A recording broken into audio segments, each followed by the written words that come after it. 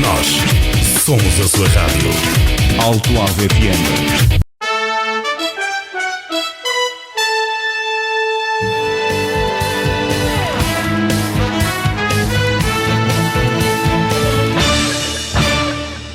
Falar daqui.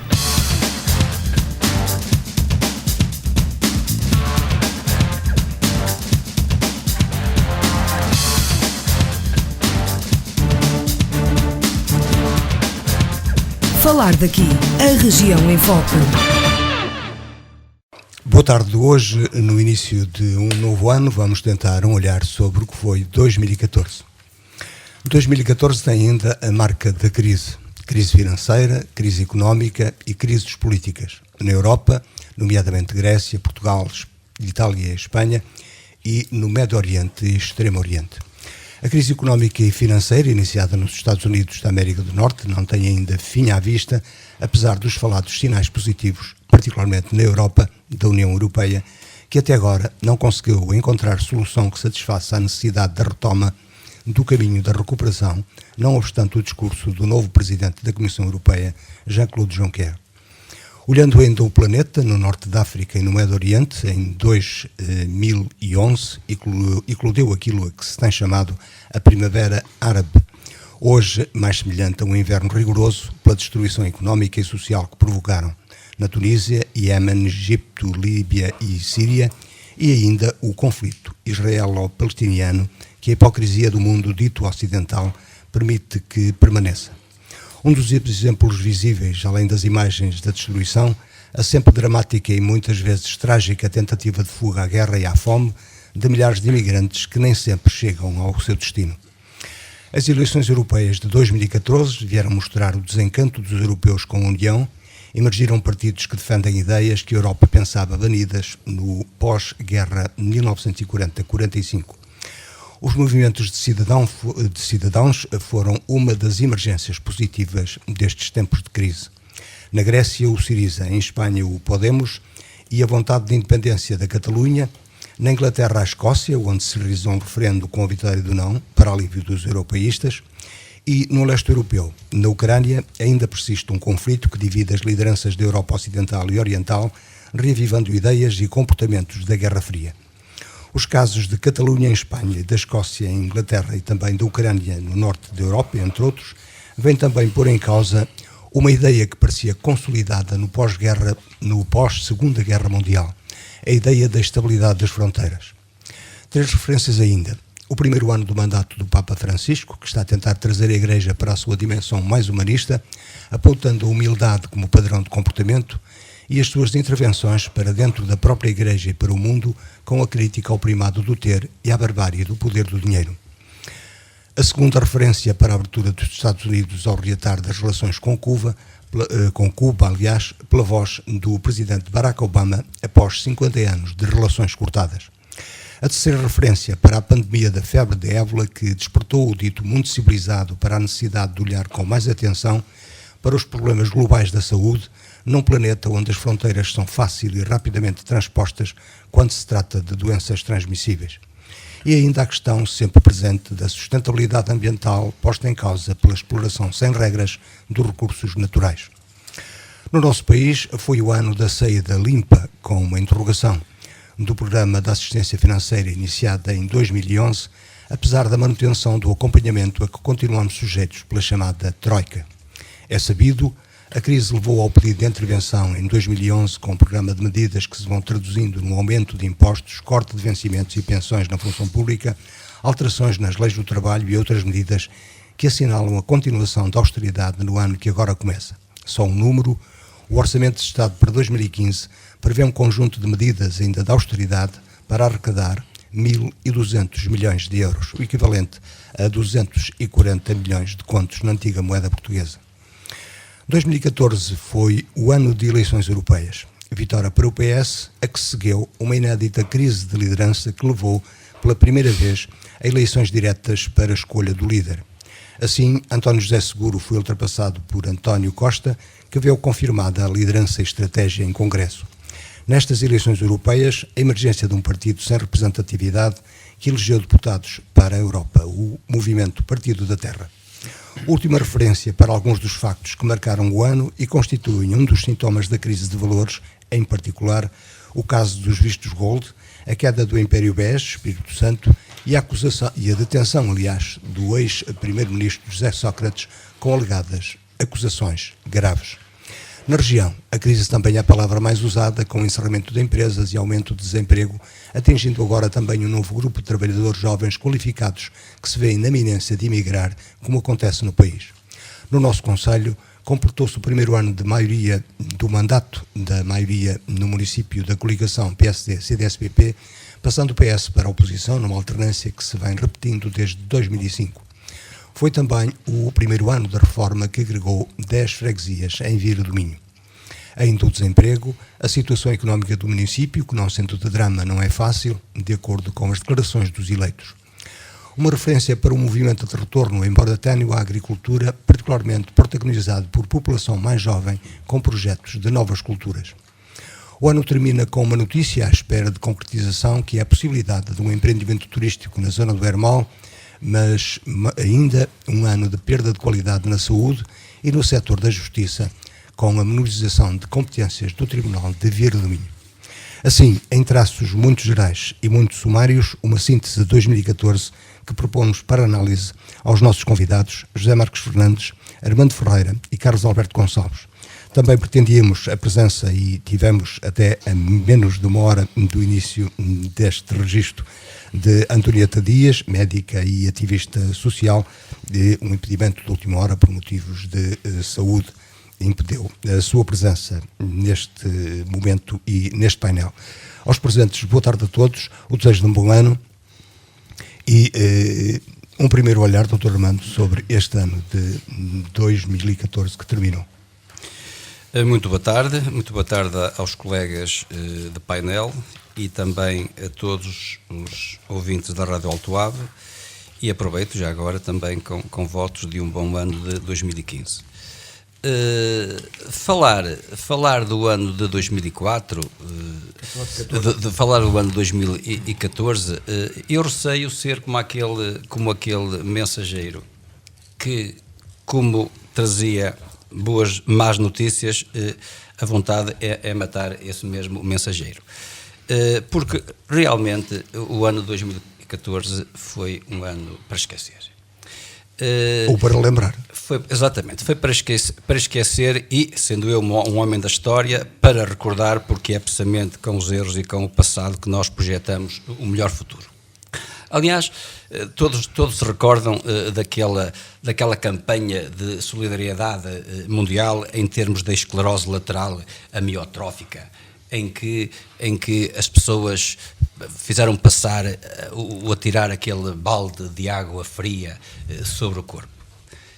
O 2014 faz-me lembrar precisamente isso. O 2014 foi um balde de água gelada sobre todas as pessoas em geral e sobre os portugueses em particular.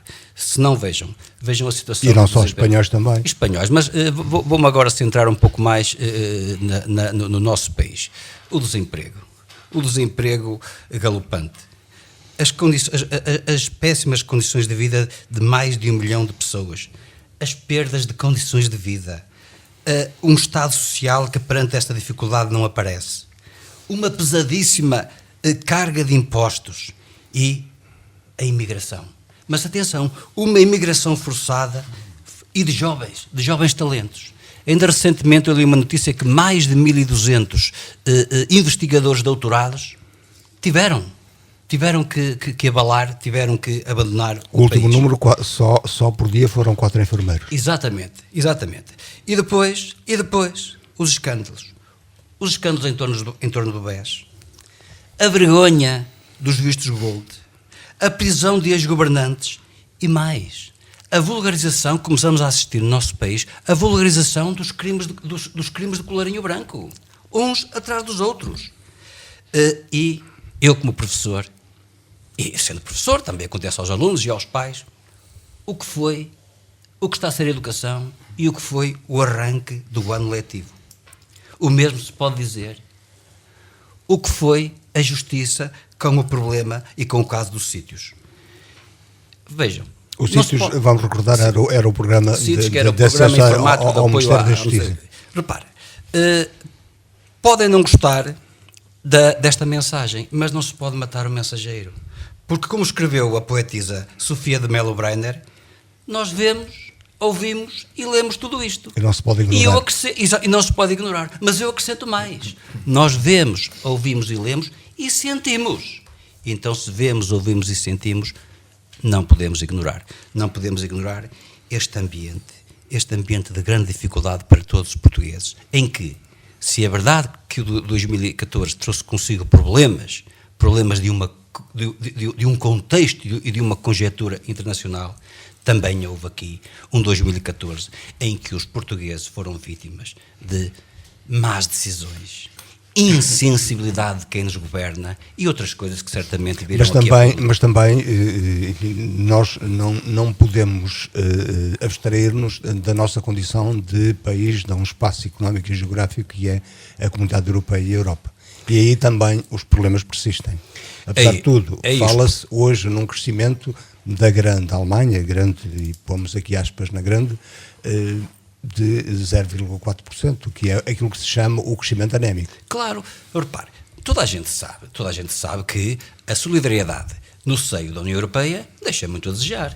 E é precisamente nestes momentos onde é preciso que os que mais podem ajudar os que mais precisam, é aqui que se vê o que é e o que está a ser a União Europeia, que não sou eu que o digo, são experts da matéria que dizem que é preciso repensar que a União Europeia é esta, que solidariedade é esta da União Europeia, porque senão não é apenas uma questão do euro, da moeda, pode ser muito bem a médio prazo o fim, o futuro, que União Europeia, que viabilidade, que futuro.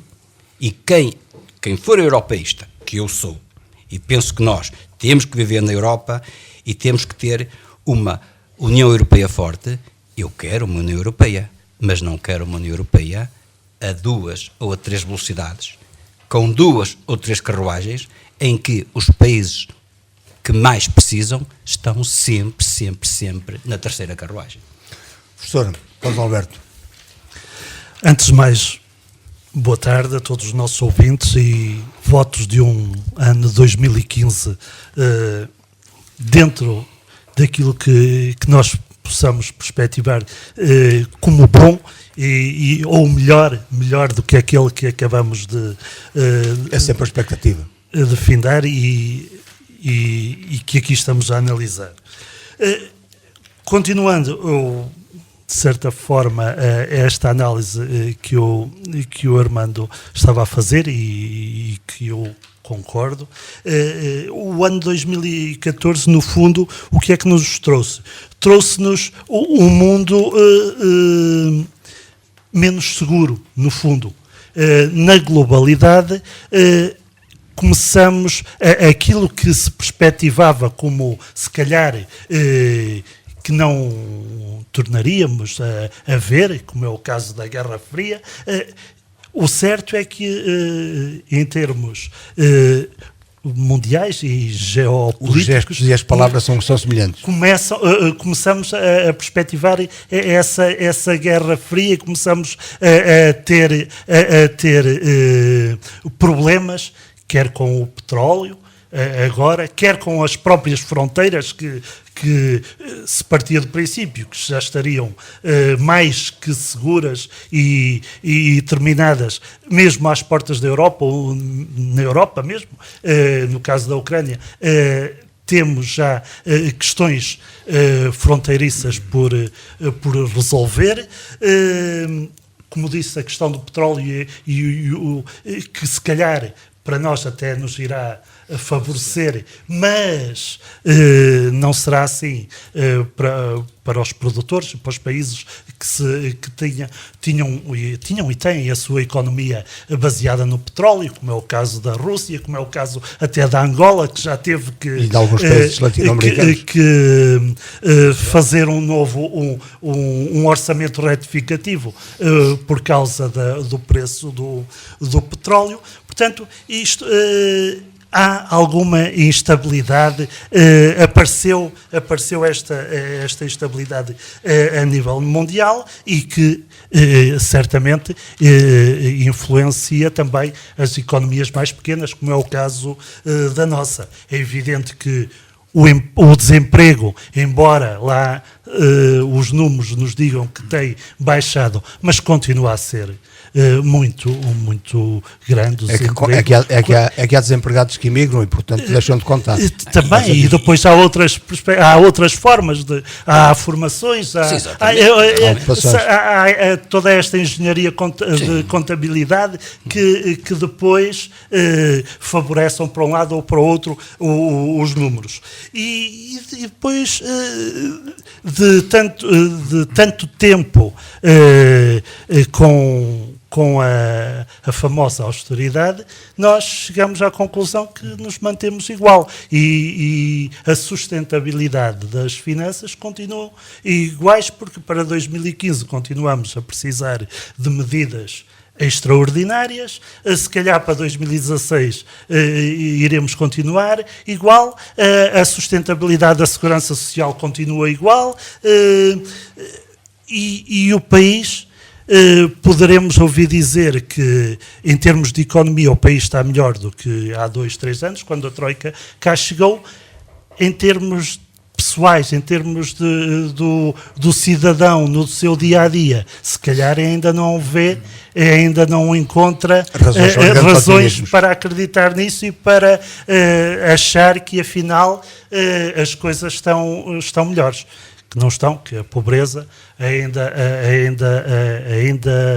graça, infelizmente, no nosso país. É evidente que tudo isto também pode haver um ou outro aspecto positivo, claro, e temos que ser também otimistas e encontrar esses aspectos positivos. Aquele que eu mais, se calhar, que eu salientaria, e comparando o caso da Grécia, é que pelo menos nós ainda não somos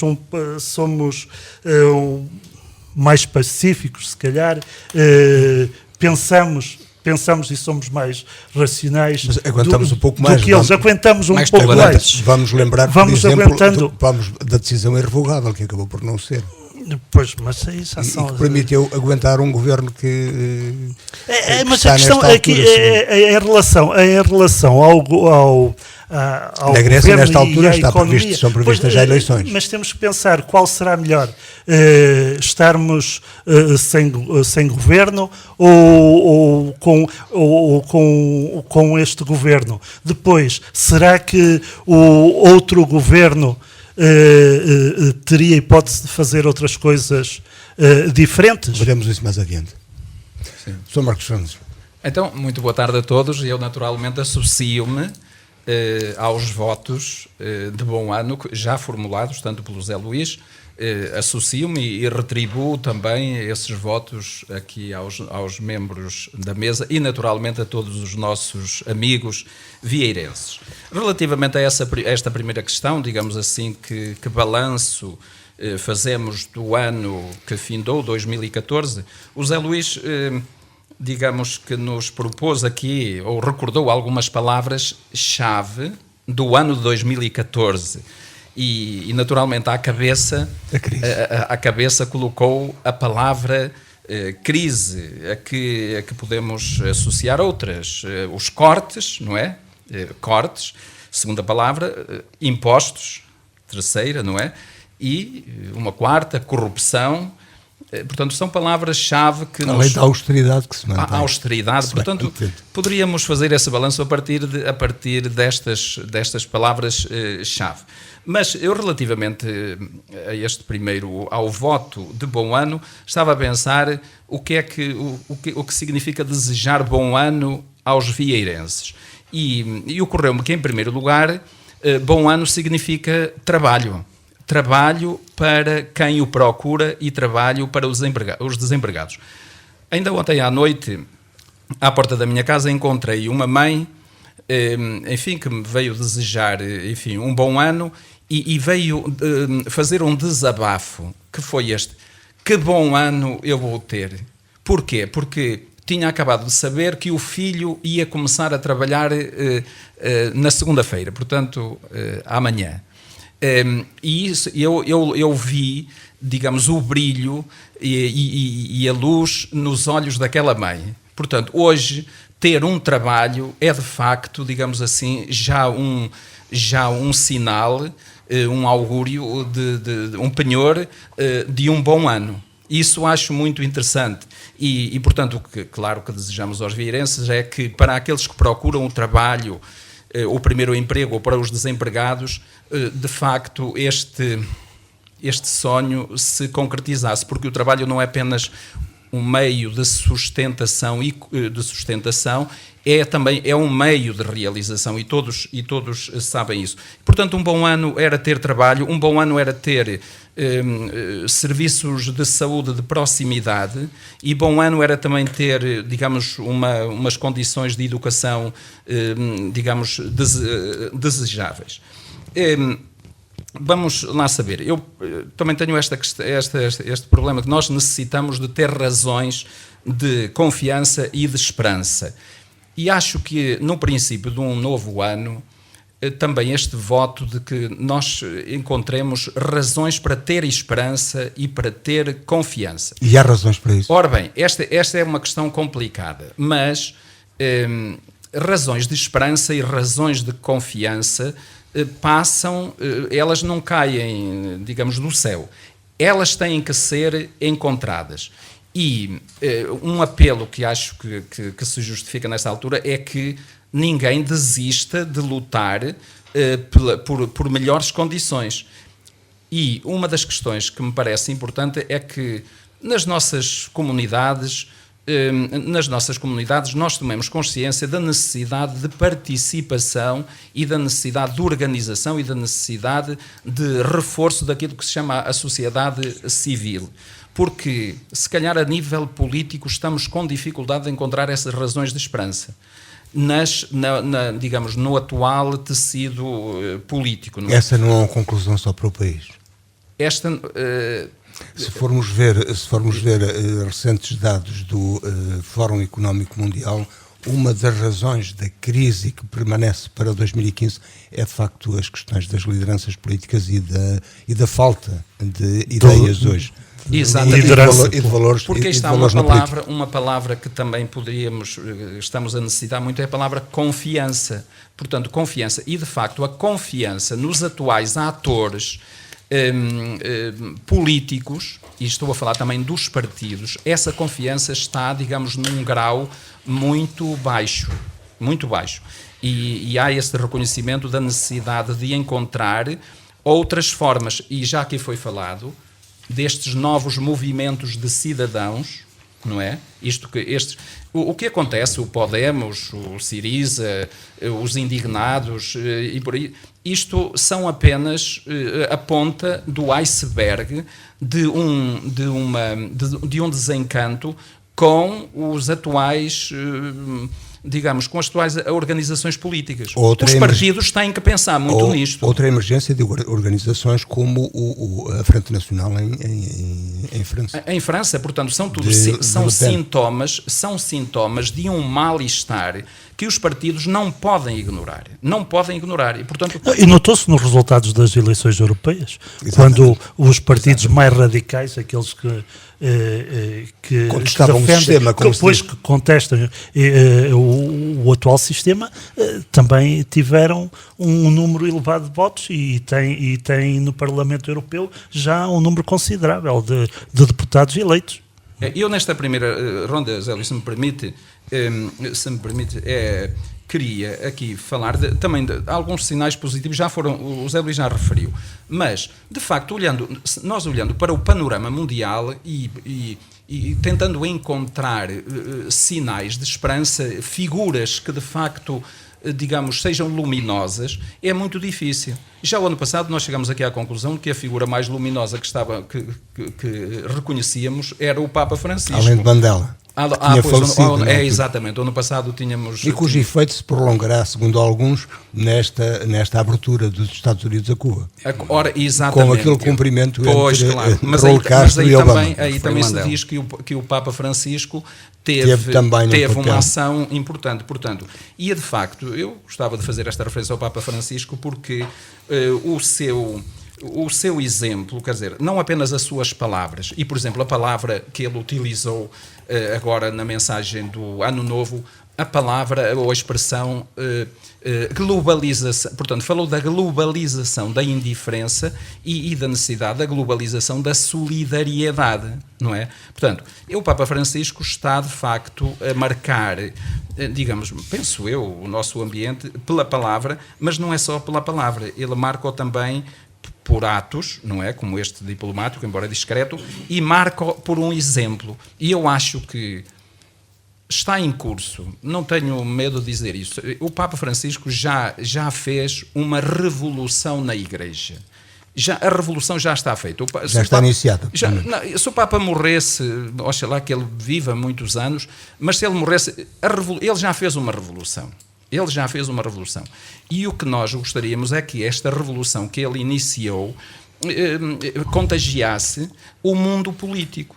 O mundo político, isto acho muito importante. E, portanto, por exemplo, vamos lá saber, já que a palavra crise foi uma palavra-chave do ano 2014 e não só, embora, enfim, a palavra crise careceria de uma análise, porque as crises são naturais, porque as crises são momentos de mudança. Agora, é preciso ver o que é necessário abandonar, é preciso ver o que é necessário adquirir e é preciso ver o que é necessário, digamos, manter.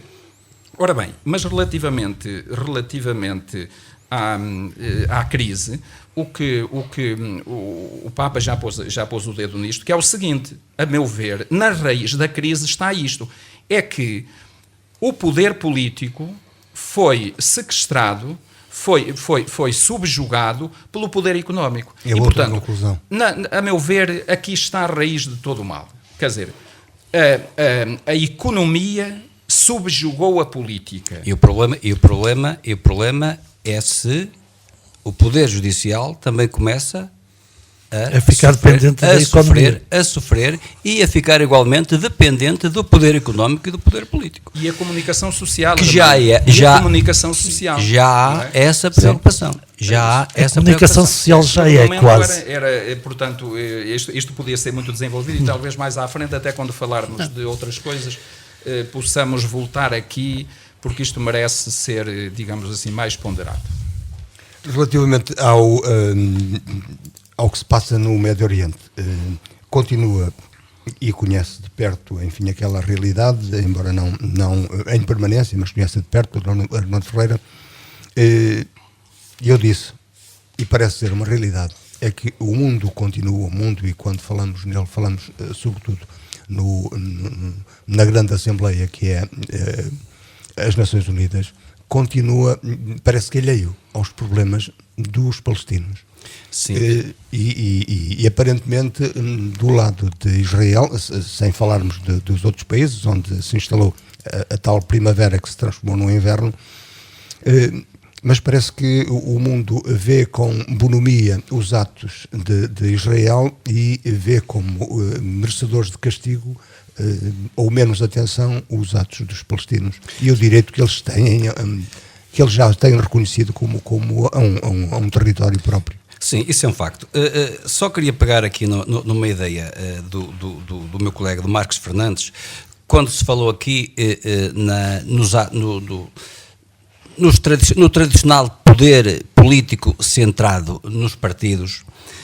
A ideia que o meu colega tem, eu sei que conheço a ideia, não é a de que os partidos não fazem falta. Os partidos fazem muita falta. Os partidos são, inclusivamente, os mais beneficiados e os mais interessados em mudarem o seu rumo, o seu modus de operandi, porque nós temos que aprender com a história. Como é que nos anos 30, e porquê é que nos anos 30 surgiram como grandes salvadores os regimes totalitários? Foi precisamente perante o desacreditar no modelo político tradicional, e da sociedade das nações, no chamado demoliberalismo. Por isso é que os principais interessados em que se faça uma mudança profunda, que digo e lamento, que não me parece que estejam preocupados com isso, que não estão a fazer, mas devem ser os partidos políticos os primeiros a preocuparem-se com esta mudança, porque os partidos políticos fazem falta à democracia, mas com este modus operandi, com esta estagnação, eles podem correr o risco de, perante a opinião pública, não vale a pena, são todos iguais, e é precisamente neste pensamento que surgem os salvadores. E podem emergir, emergiram organizações positivas, que é o caso dos ciristas. Emergiram nos anos 30, estão a emergir agora.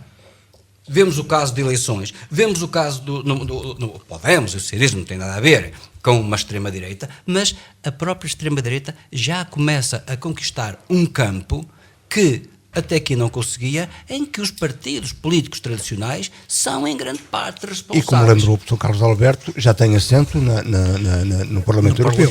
Exatamente. Portanto é bom, e a começar até aqui pela nossa urbe, que se reflita sobre isso, porque é preciso uma alteração profunda no modus operandi dos nossos partidos políticos. Mas nós vemos que não estão a acontecer. Ainda agora vimos este cenário, este folhetim do próprio Partido Socialista, em que a solução foi: vamos trocar um líder pelo outro, quando se calhar precisava era de uma análise mais profunda, de uma análise ideológica, etc.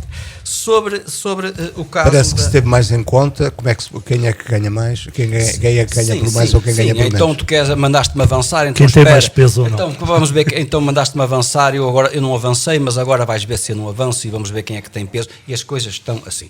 Logicamente que há sempre, quando há mudanças, é como no futebol, na chicotada psicológica, há sempre uma esperança de que agora com a mudança as coisas vão melhorar.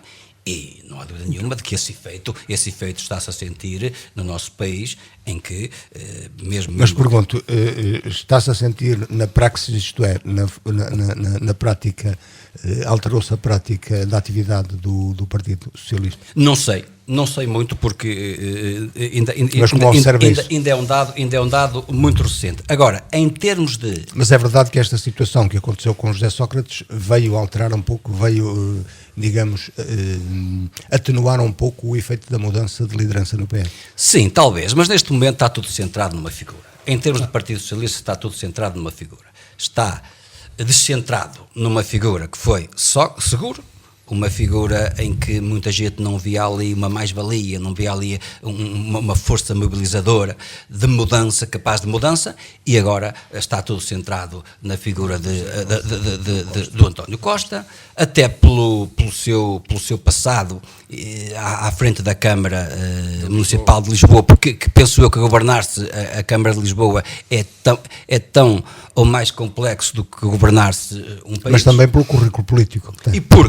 E porque António Costa fez um bom trabalho à frente da Câmara de Lisboa, estão depositadas muitas esperanças para que esse bom trabalho de António Costa à frente da Câmara de Lisboa se transfira para a governação portuguesa. Mas agora pode emergir aqui, e como alguns dizem, através do novo partido criado por Marinho Pinto, pode emergir aqui assim um novo movimento que se interponha, como se interpôs nas eleições europeias? Olha, muito sinceramente, o Marinho e Pinto faz-me lembrar aquela fogaça que foi o doutor Fernando Nobre.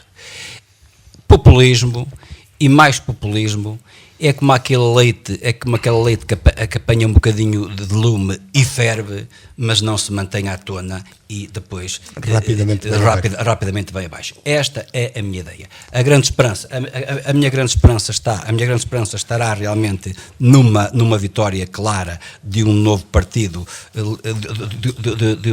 ou seja, de um novo líder do Partido Socialista, até porque penso que é um pouco o consolo da alma da maior parte aqueles portugueses que não estão portanto, refinados e ligados por laços de militância e partidária, toda essa massa, claro, os socialistas em particular, mas esta massa cinzenta, esta massa flutuante que não está assim presa a muitos partidos, penso que está com grande esperança nas próximas eleições e na vitória de António Costa.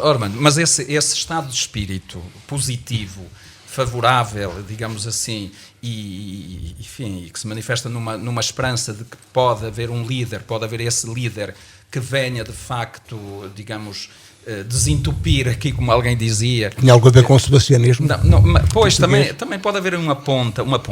De facto, isso parece evidente, isto é, de que a chegada do António Costa, digamos assim, ao palco da política ao mais alto nível, essa chegada é sentida e pressentida como positiva e, portanto, há aqui um capital de esperança. Mas eu não quero deixar de dizer, e podem-me acusar do que quiserem, que é um bem, mas que foi um bem muito mal feito. Isso é outra situação. Isto é outra questão. Isto também tem que ser dito. Tudo o que disputou esta situação, isso é outra isto também tem que ser dito, porque de facto é um bem, mas é preciso ver que não vale tudo, que isto é, porque aqui colide com a questão dos valores. Mas não tem a ver exatamente com essa perspectiva dos partidos que, enfim, trabalham para atingirem, neste caso, a governação, o poder, como se diz, e não, como já foi aqui dito também, António José Seguro não representava essa força capaz de levar o PS essa narrativa, altar alternância. Essa narrativa de que enfim, devia ter feito mais, isso é uma narrativa que também não me convence plenamente, porque eu sempre pus a questão, se estivesse lá naquele momento nas europeias, se estivesse o António Costa, ninguém pode provar que o resultado dele fosse melhor. Diferente. O contrário também é verdade. O contrário também é verdade. Pois, portanto, aí que não vamos usar muito... Agora, também queria recordar aqui que nós consideramos às vezes negativo este fenómeno da emergência de novos partidos. Mas ainda ontem eu ouvia o Pacheco Pereira a dizer que isso também é uma falácia, isto é, estar a considerar que a emergência de novas forças políticas que seja negativa. Não é negativa, sempre que corresponde à vontade do povo, isso é positivo, embora não podemos absolutizar isso, porque o Hitler também chegou ao poder por vontade do povo, mas para dizer que o povo é que é soberano e, portanto, também não podemos agora coartar essa liberdade de haver novos movimentos e novas forças que surgem na sociedade. Isso é uma imanência da própria democracia. Isso é uma imanência da própria democracia também. Isso é sinal que vivemos em democracia. Agora, o Dr. Marcos levantou essa questão. Repare, eu não pormenorizei, nem entrei em toda essa encenação e a forma como o Partido Socialista entrou em crise, a forma inclusivamente como António Costa subiu ao poder. Eu também tenho a minha opinião e não será muito longe, muito diferente da tua, mas eu não quis entrar por aí. Agora, assim, em termos abstratos, mas também em termos concretos, o que se sente realmente neste momento é que, no seio dos socialistas e também de uma massa cinzenta, quer dizer, veem no António Costa uma esperança, uma chama muito mais viva do que se via em António José Seguro. É isso que eu digo. Mas eu continuo a dizer uma coisa, o António José Seguro desgastou-se muito com a oposição, os próprios socialistas desgastaram-no e ele acabou por se ir embora sem sequer lhe darem a oportunidade de ele mostrar aquilo que era capaz de fazer. Mas isso mais mérito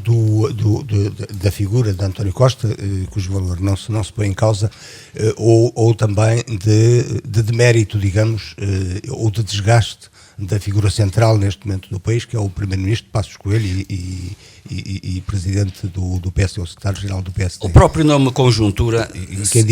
Mas o próprio nome conjuntura significa que não há factos nem casos isolados. É uma conjuntura. É um conjunto de acontecimentos interligados que levam a... E aqui esses conjuntos interligados estão aí todos. Agora, que é preciso realmente, como Marx diz, que é preciso valores e outros valores para o nosso país. Vocês vejam Veja uma situação que para mim é caricata muito recentemente. O próprio Presidente da República, Cavaco Silva, chamou a Belém quase como honras de Estado dois funcionários da Câmara Municipal da Póvoa de Lanhoso, porque, vejam só, grande acontecimento, eureka, encontraram um envelope com dinheiro e devolveram-no. Então isso não é normal, Da Póvoa de Varzim. Da Póvoa de Varzim. Então normal não é uma pessoa, quando encontra aquilo que não lhe pertence, ir devolvê-lo? Ir entregar aquilo que não é seu? Então, quer dizer, isto está tudo desvirtuado, então o normal é a pessoa gamar aquilo que não é seu, porque se foi sério, é uma exceção, e até vai receber honras no Palácio de Belém. Portanto, é preciso realmente que isto se altere, é preciso estes valores, e como dizem muito bem, é preciso também estes valores como é que se chega ao poder, é preciso estes valores como é que se prega uma rasteira ao colega de partido, é preciso também como é que agora eu estou com este, mas porque agora a coisa muda e pode ser melhor, eu salto de um lado para o outro. É preciso realmente refletirmos sobre tudo isto, senão corremos o risco de a política, que é uma coisa nobre, política, a preocupação com os problemas da polis, com os problemas das nossas comunidades, transformar-se num autêntico carnaval onde não há meios para se atingir fins, isto é, não há ética. E sem ética não há do choque de valores, Choque Armando. de valor, exatamente. Choque de valores é o que É daí que precisamos. precisamos de sair. Eu depois não cheguei a falar sobre o Médio Oriente e tal, falarei se É evidente, e eu voltava só um bocadinho atrás em relação aos novos partidos, que eles são fruto da democracia, no fundo, e depois os cidadãos têm o poder de votar ou não neles e de os apoiarem ou não. O parênteses Agora, para a influência da chamada superestrutura, nomeadamente a comunicação social, para encaminhar as opiniões. É evidente, mas isso toda a vida aconteceu e irá acontecer, e quem pensa que a comunicação social é imparcial e isenta, isso está enganada, até porque sabemos quem são os donos neste momento, podemos falar assim, sabemos quem são os donos das empresas que têm os meios de comunicação social, estou a referir-me aos órgãos nacionais, estou a referir-me nomeadamente a jornais, a alguma televisão e algumas rádios. Portanto, sabemos quem são os donos e sabemos quem os apoia em termos publicitários. Portanto, eles, e com a dificuldade que a comunicação social tem hoje em dia com a crise, é evidente que tende sempre para um lado. Mas percebemos nestes enfim, que provavelmente não deveriam vir a público, nestas conversas que aparecem no grupo BES, percebemos como a teia se Claro. Mas eu gostava de tornar aos partidos para frisar isto. É bom, pelo menos, e já tocamos nisto aqui, que com o surgimento destes novos partidos, que os velhos, digamos assim, os tradicionais, nomeadamente os do arco da governação, aprendam também alguma coisa, porque o que é que acontece? O país está conforme está. É evidente que todos temos a nossa cota-parte lá. Agora, quem nunca esteve no governo, porque os outros partidos também têm estado na oposição, também têm, embora de outra forma, mas também têm a sua parte. Mas, principalmente CDS, PSD e PS, é evidente que tem que pensar e parar um bocadinho e julgar e fazer o diagnóstico daquilo que temos destes anos todos de democracia em que não conseguimos verdadeiramente libertar-nos do aperto económico. Mas parece que a reflexão Não que se faz conseguimos. dentro, mas a reflexão que parece que se faz dentro dos partidos, que é mais esta. Nós perdemos desta vez, como é que poderemos ganhar para a próxima? Em vez de nós falhamos aonde, em que é preciso que nós nos transformemos. Isso infelizmente também é um bocadinho assim, porque o que interessa não são os valores, aquilo, a nossa ideologia, aquilo pelo qual lutamos, mas o que interessa é a forma, nem que seja uma forma menos correta de lá chegar. Agora, é evidente, e falou-se na questão do António Costa, mas também aquilo não foi um ato antidemocrático também, não é? Pode-se questionar, mas também não foi nada de ilegal. E eu até pergunto porque é que não tenha ou não aconteceu noutros partidos, porque é que o Rui Rio, por exemplo, não avança e está à espera que o Passos Coelho saia. Olhemos para o... há hoje... É seguir a lógica partidária. Sim, não é? mas... Acaba o mandato e vai-se tentar. Pois, é tudo muito bonito, mas se olharmos para aquilo que o Henrique Monteiro diz no Expresso deste sábado, ele afirma, ao questionar quem irá ganhar as eleições, ele diz, é evidente que o Passos Coelho não vai ganhar as eleições, mas ele não ganha as eleições porque não é por causa das políticas. Porque se não estivesse lá ele, se estivesse lá o António José Seguro ou o António Costa, iria mais ou menos, mais coisa, menos coisa, a política iria ser a mesma. Já não vê agora, diferenciações? A questão está na forma de comunicar. E então ele diz que, para além desta inabilidade política do atual Primeiro-Ministro, ele diz que estamos no fim de uma fase, este período que competia ao atual governo, infelizmente, está a chegar ao fim. É um ciclo que se está a fechar. E daí, na minha opinião, eu também gostaria de ver ver outras pessoas perspectivarem-se para a liderança e para que não fosse até por uma questão não é este tipo de liderança e esta atividade que tem sido, ou esta forma de praticar a política dos partidos ditos do arco do poder, que tenha cada um também tem que saber ver nem querem, em alguns casos, regressar. Olhemos para o caso do João Alberto Jardim. Podia ter saído muito bem, em ombros, e como é que sai? Empurrado. Continuou a sair com declarações fortes, como é que sim, mas perdeu dentro do próprio partido, o candidato que ele apoiava, perdeu. Havia necessidade? Não havia. Eu acho que também devemos saber sair e saber entrar novamente quando achamos que é o momento. E neste caso eu acho que este ciclo do Passos Coelho está a terminar, até porque, e isto eu já ando a dizer há muito tempo. Em rádio convém repetir. E tal. Em rádio convém repetir. Que a solução, no meu entender, a solução só está na liderança? Na liderança e na liderança em termos de governo do Partido Socialista e do PSD. Nós nunca chegaremos a lado nenhum. É adepto de uma coligação, de um centrão, portanto, de uma coligação. Eu sou porque nunca chegaremos a lado nenhum. Mas pode acontecer que António Costa consiga com uma maioria absoluta.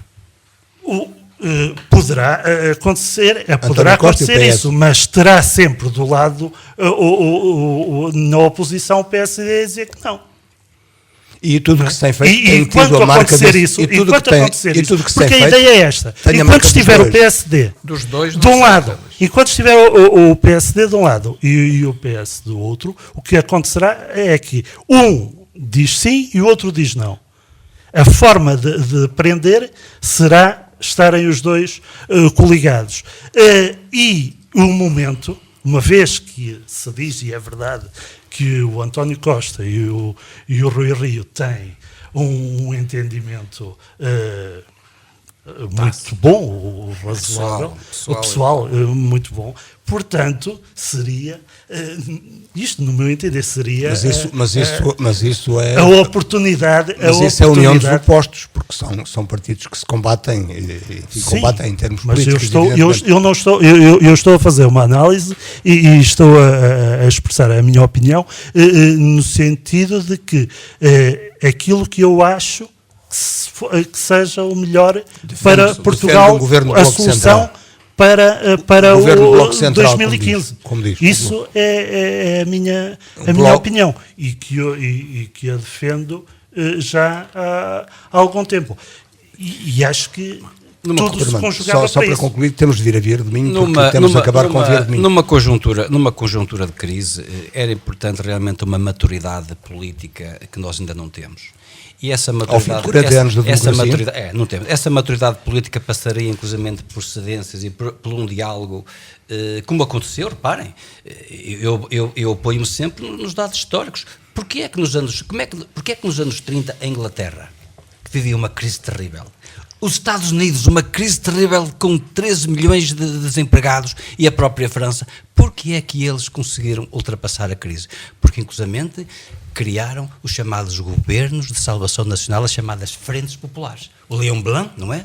O conhecidíssimo Léon Blanc, o caso do New Deal, a própria Inglaterra. Essas lições que a história nos dá temos o caso recente da Alemanha. Mas provavelmente nessa altura, e tendo em conta dados recentes e análises que não são só nossas, nessa altura não havia tanto poder económico e financeiro no domínio dos partidos. E decidiam mais de uma forma mais independente. Sim, até... Não, eram verdadeiros líderes. Eram líderes carismáticos. Era um Franklin Roosevelt, era um Léon Blanc, era um Churchill. O Churchill já não, mas era a escola do Churchill. Tudo isso tem o seu peso. Por isso é que eu digo que é importante que... Repare, é importante que... Vejam, nós para nos formarmos, para sermos um professor, o que nós temos que investir. Para sermos um médico, o que é que nós precisamos de investir? E para ser político, o que é que eles investem? Para ser político. Numa carreira. É essa a resposta. Não, estamos aqui a falar há bastante tempo sobre... Mas ainda temos de falar de vir domingo. Sim, mas estamos a falar há bastante tempo sobre a questão da política, e aí está, a política porque ela é central. E a economia. Mas porque ela também é central. Exatamente, mas eu penso o seguinte, para além da necessidade absoluta de um choque moral, eu não vejo outra maneira para regenerar a classe política, senão este choque moral. Isto é, há quem diga que a ética que não é a solução é a ciência, mas tudo me leva a crer, e já no passado houve, até no século XIX, quem chegasse a esta conclusão. E não como caricaturizou o Columbano à vassoura. Exatamente. Portanto, a questão do choque de valores. Portanto, esta questão da justiça, que é o valor dos valores, mas também o valor da verdade, o valor da solidariedade e o valor do bem comum. E a propósito disto, portanto, além do choque moral... Mas tudo se prende com as lideranças também. Exato, mas além do choque moral, impõe-se um choque político. E o choque político, em que é que consistiria? Numa conversão dos partidos. Quer dizer, os partidos tradicionais ou se convertem ao seu ideário e à sua matriz e pautam a sua atuação por esses princípios e pelos valores que constituem a sua identidade, ou então é uma desgraça. Eu pergunto, por exemplo, nesta atual coligação, seja a nível local, não estamos a falar, mas a nível nacional, eu pergunto-me assim, onde é que está a identidade do CDS? Que se tem uma inspiração na doutrina social da Igreja, será que o CDS alguma vez leu a encíclica ou a exortação apostólica Evangelii Gaudium, onde diz, esta economia mata, esta economia que se pauta e que visa unicamente o lucro, esta economia não serve. Eu não tenho respostas pelo CDS, naturalmente. Eu pergunto como é que um partido que deveria colocar o acento no bem comum. Ora bem, eu pergunto-me onde é que está a identidade do CDS nesta coligação? Volto a dizer, não tem resposta, que não mas, Marcos, ninguém responde aqui pelo CDS. Tu consegues subir a esse nível de preocupação e exigir esse nível de preocupação quando nós vemos os cortes cegos nos abonos de família. Nos abonos de família, no subsídio de desemprego, eu já nem ia para aí ponto vais. Como é que realmente um partido com essa formação cristã pode ficar indiferente a esta situação? Então não vamos por aí, vamos para Vieira do Minho, já passamos um pouco além dos habituais 43 minutos só deste programa. Em relação a Vieira do Minho... Três notinhas. Falou-se aqui em figura, temos também a falar em aspectos positivos. Aspectos positivos óbvios a nível internacional. Sabem, Edward Snowden, aquele jovem de 29 anos que sacrificou a sua vida pessoal, a sua vida familiar, o seu futuro para denunciar uma potência que nos espia, para denunciar uma potência que entra na privacidade da nossa vida, que nos controla, que nos domina. Esse homem temos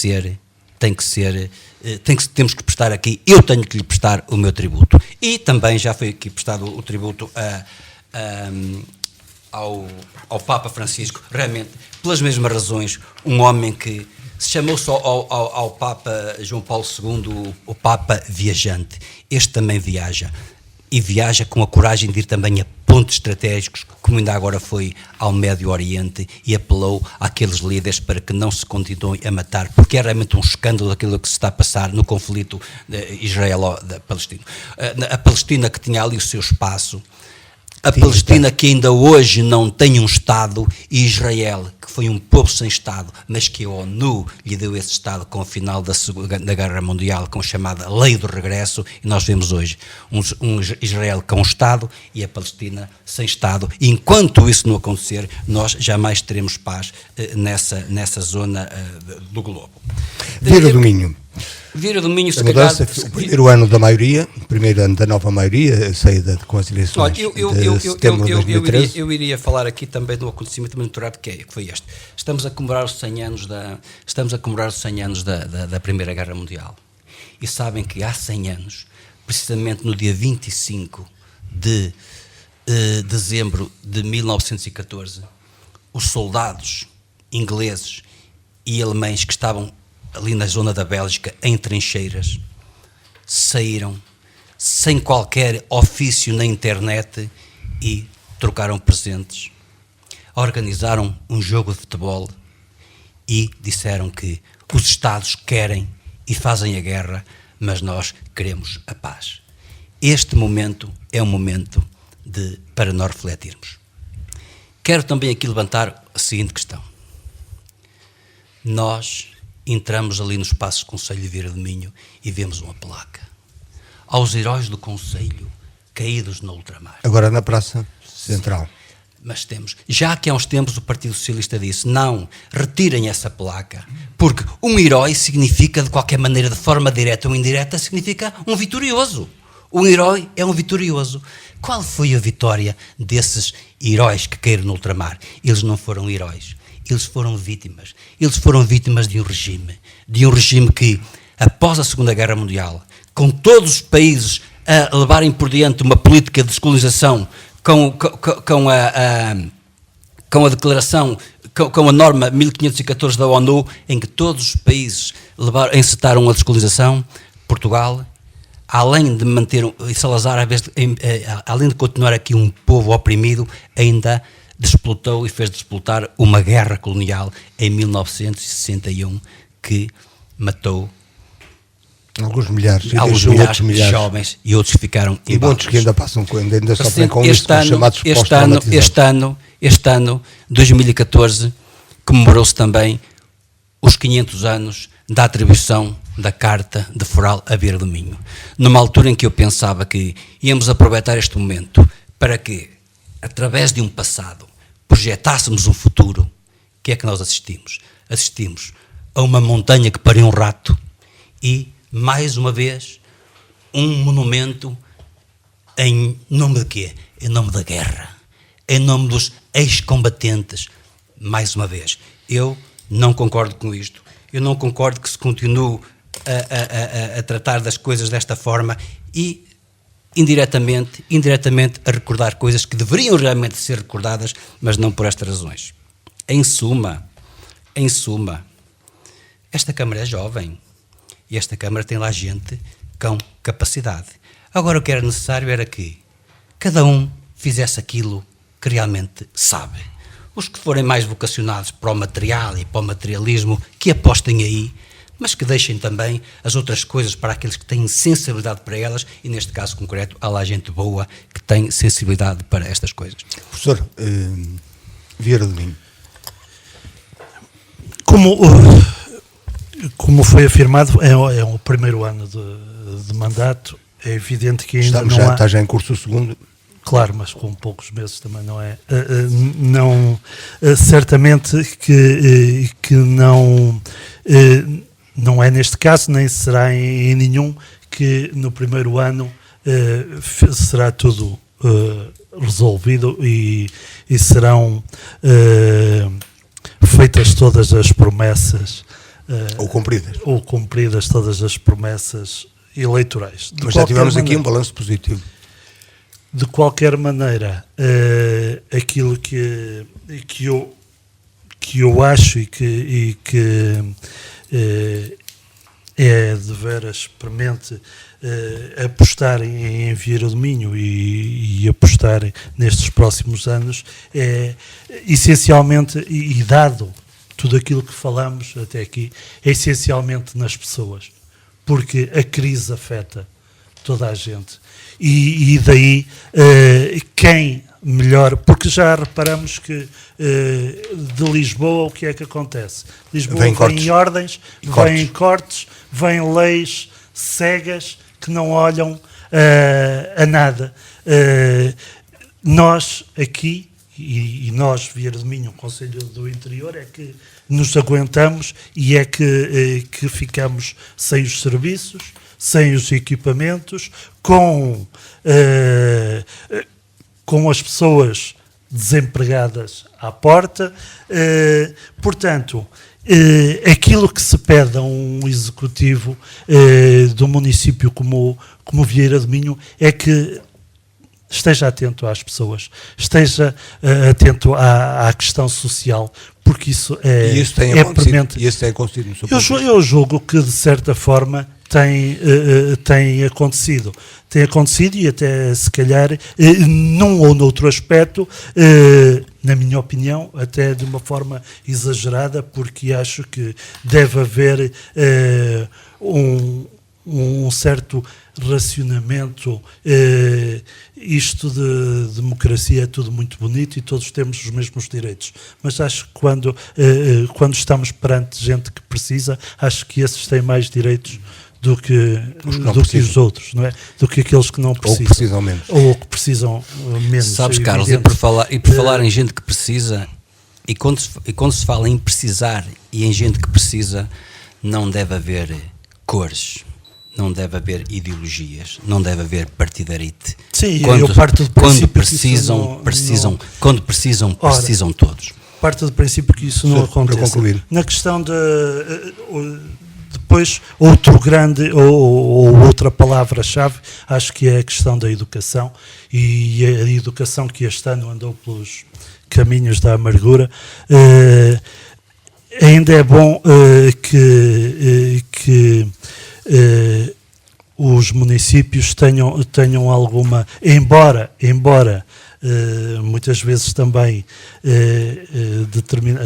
não me estou a referir concretamente ao caso deste executivo, mas às vezes isto de transferir competências parece que é uma coisa boa e querem e aceitam, dizem logo que sim. Mas quando com os o Ministério diz que quer transferir, logo à primeira dizem que sim. Eu acho que devemos ter algum cuidado com isso, porque sempre que se fala em autonomia no Ministério da Educação é sempre para para tramar alguém. É para sempre sobrecarga. É para sobrecarga de alguém. É sempre alguém fica com o presente envenenado. E depois outra coisa importante que eu acho que é ou que devia e tem que se apostar neste município, e sempre eu defendi, a questão da cultura interligada com o turismo. Nós temos que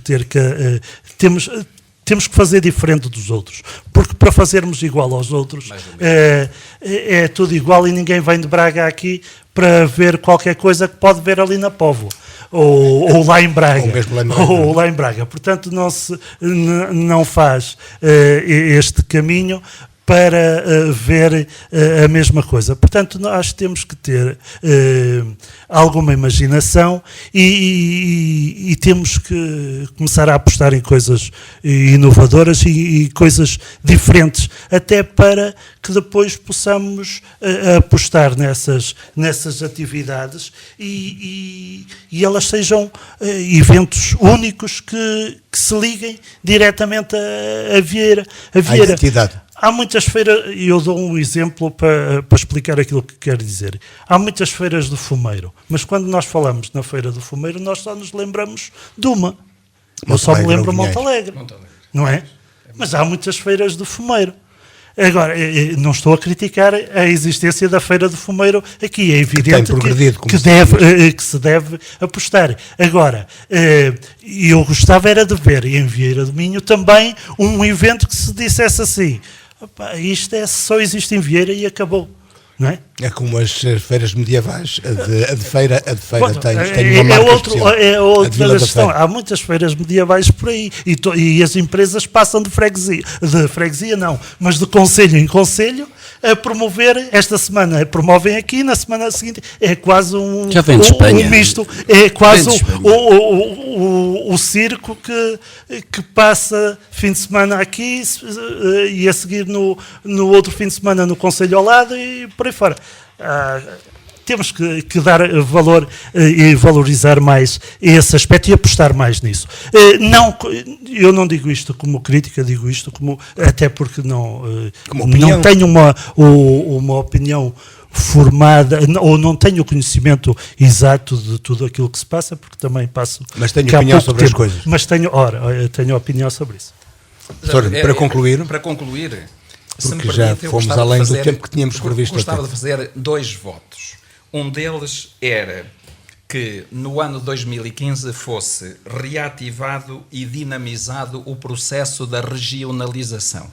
Isto é um bocado, parece assim, enfim, descontextualizado, mas estive a ler um discurso de um antigo Ministro das Finanças, Miguel Cadilho, um discurso que ele fez há 10 anos, na Associação Industrial do Porto. E ele dizia assim: como estaria hoje Portugal se há 25 anos tivéssemos regionalizado? Pergunta ele. A resposta fica para a congeminação de cada um. Por mim, portanto, dizia o Miguel Cadilho, por mim, tenho razões para pensar que Portugal estaria melhor, mais equilibrado, mais moderno, com uma administração pública mais descentralizada e mais eficiente e com umas finanças públicas mais controladas. E o norte de Portugal estaria provavelmente bastante melhor. Logo Vieira do Minho também. Também, porque os espanhóis não compreendem porque é que Portugal não tem regiões. Há um ano na Extremadura, na Universidade de Cáceres, num debate que lá tivemos, os espanhóis, professores lá da universidade, com alguns colegas meus que são críticos da regionalização, eles dizem: vocês não estão a ver bem, porque vocês não imaginam como é que estava esta nossa Extremadura antes da criação das regiões. E, portanto, eu, enfim, estou a ver que vou morrer sem ver as regiões, isto é, sem ver cumprida a Constituição, porque o Miguel Cadilho diz que os sucessivos governos que nos têm governado e Assembleias da República deviam ser processados. Porquê? Por terem protelado o cumprimento de um imperativo constitucional. Portanto, mas não é o único. Não é o único, infelizmente. E outro voto que eu gostaria de formular é que o processo de reorganização das freguesias fosse reconvertido. Isto é, que fosse reposta a autonomia das freguesias. Relativamente aqui, enfim, ao nosso Conselho, claro, temos a coligação. Eu noto alguns aspectos positivos. Olha, vi críticas aí relativamente, por exemplo, à limpeza. Eu, enfim, não sou um observador muito atento, mas pareceu-me ter havido uma melhoria. Por exemplo, no percurso que eu faço, noto que tem havido uma preocupação com a limpeza das valetas. Até gostaria que elas fossem todas feitas de cimento ou de qualquer coisa, para não terem tanto trabalho, que as estradas fossem marcadas, mas, portanto, aí notei uma melhoria. Agora, e outra coisa é o seguinte, e tem a ver com a regionalização e tem a ver com estas comunidades intermunicipais.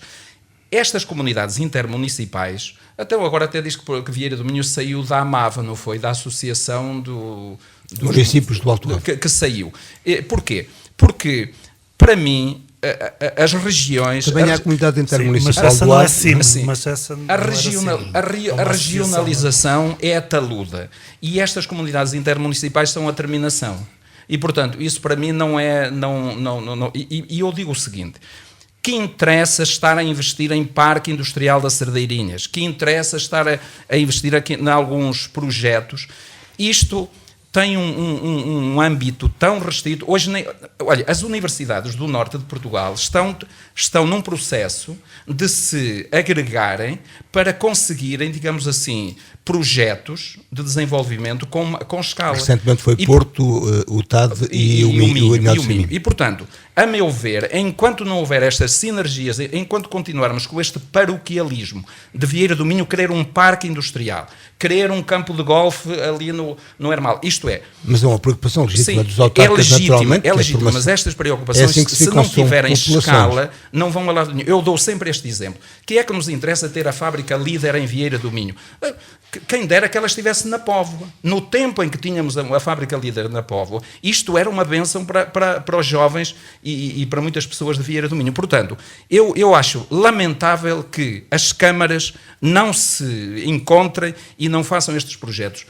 Para mim, mas tem que o fazer. Agora com os novos, ou com o novo quadro, terá que ser assim. Senão não haverá. Não haverá. Portanto, de arranjar dinheiro. A rentabilização. Eu considero... Agora, eu não queria falar disso, Armando. Mas eu só queria dizer, são os projetos intermunicipais que mais facilmente são elegíveis, como se diz. Sim. Mas eu queria fazer aqui uma referência, porque também a tinha cá por dentro. Eu também não fui convidado para nada, não soube, tinha outras coisas, nem sequer estive aí. Até estou surpreendido com esta avaliação que o professor Armando Ferreira fez da celebração dos 500 anos da atribuição do Foral a Vieira do Minho. Estou surpreendido porque, de facto, pensei que o professor Armando Ferreira que tinha feito fazer uma avaliação positiva dessa celebração. Agora, eu também lamento isso. Quer dizer, a celebração dos 500 anos do Foral devia ter sido uma oportunidade exatamente para repensar a identidade do município, os novos desafios que se põem ao poder local. Isto tinha que passar por um grande reflexão, por um colóquio, por um congresso, etc. E, portanto, falta este estudo.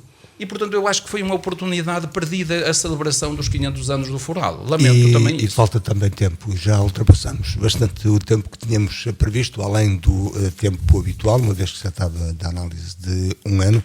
Eu agradeço mais uma vez a presença do professor Armando, professor Carlos Alberto e José Marcos Fernandes. Assim que nos ouviu, continuamos com os votos iniciais, desejando-lhe um bom ano de 2015. Onde quer que nos tenha ouvido, continuo com um bom fim de semana. Boa tarde.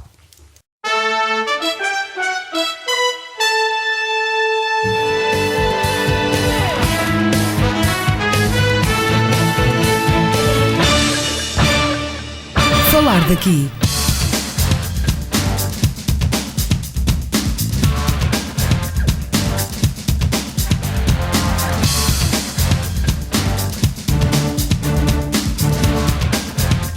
Falar daqui, a região em foco.